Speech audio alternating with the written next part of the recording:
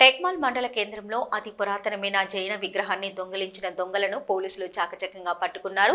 జిల్లా ఎస్పీ ఉదయ్ కుమార్ రెడ్డి తెలిపిన వివరాల ప్రకారం మండల పరిధిలోని వెలుపుగొండ గ్రామంలో జైన విగ్రహం చోరీకి గురైంది. ఈ కేసులో ఆంధ్రప్రదేశ్ రాష్ట్రం పశ్చిమ గోదావరి జిల్లాకు చెందిన 5 నిందితులను పోలీసులు అరెస్టు చేసి రిమాండ్కు తరలించినట్లు ఎస్పీ తెలిపారు.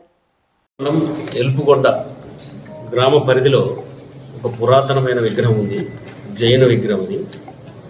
అంటే దాదాపు అది నాకు తెలిసి 2వ శతాబ్దం క్రీస్తు పూర్వం నుంచి ఆ మధ్యలో విగ్రహం. ఎందుకంటే జైన మతం ప్రసిద్ధిగా అంటే పెద్ద ఎత్తున వ్యాప్తి చెందిన రోజులు ఏంటంటే క్రీస్తు పూర్వం 3వ శతాబ్దం నుంచి క్రీస్తు శకం 2వ శతాబ్దం దాకా ఆ విగ్రహాలు ఉన్నాయి ప్రతి ఏరియాలో. అయితే కొంతమంది ఏంటంటే ఈ పాత విగ్రహాలకి ఒక ప్రాశస్త్యం ఉంది. చాలామంది ఏంటంటే కొంతమంది పాత విగ్రహాలు ఎన్ని పైసలు పెట్టేది కొంటారు.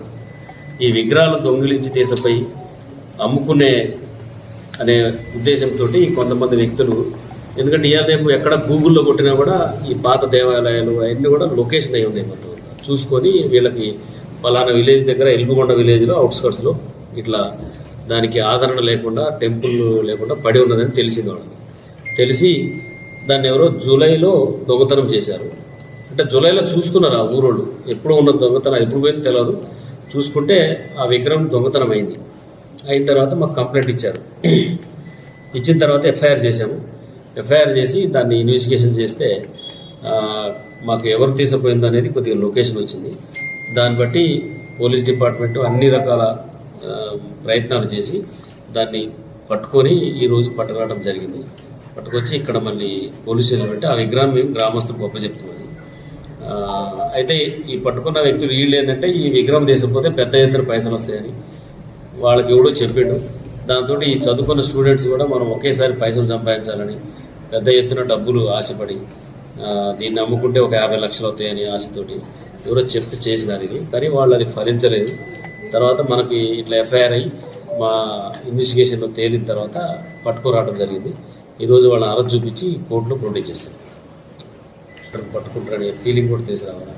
ఎందుకంటే మనకి ఈ జిల్లాలో ఇటీవల అయిన టెంపుల్లో కూడా కొన్ని దొంగతనాలు అయినాయి. మనకి పాపన్నపేట కానీ తర్వాత కొన్ని ఏరియాలో అన్ని దొంగతనాల కేసులు కూడా రికవరీ అయినాయి. మనం అన్నీ చేసినాం.